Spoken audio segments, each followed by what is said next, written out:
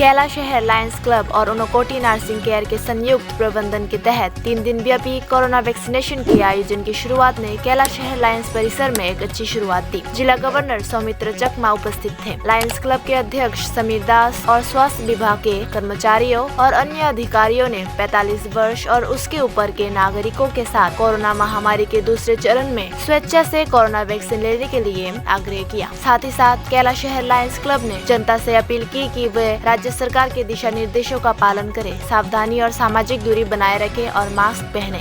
এখন করোনার মহামারীতে দ্বিতীয় ঢেউয়ে বাঁচতে গেলে একমাত্র মাস্ক ব্যবহার করা, সোশ্যাল ডিস্টেন্স মেনটেন করা এবং স্যানিটাইজার দিয়ে হাত ধোয়া একটু পর এবং ভ্যাকসিনেশন।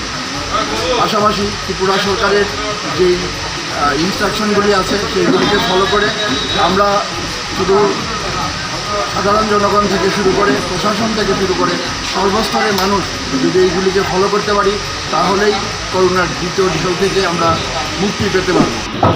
কৈলাসহর লায়ন্স ক্লাব হচ্ছে একটা সুন্দর পদক্ষেপ নিয়েছেন। Covid vaccine